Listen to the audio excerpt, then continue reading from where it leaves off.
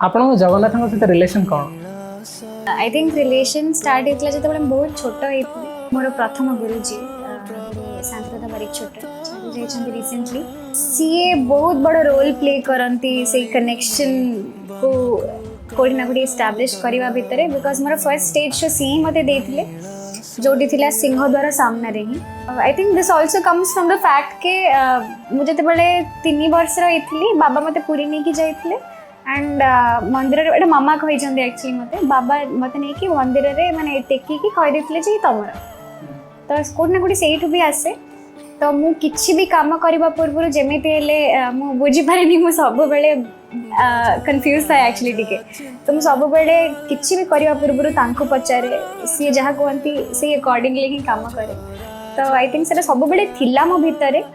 Miss ताको दृढ़ करिबारे आहुरी बहुत बड़ रोल प्ले करंती।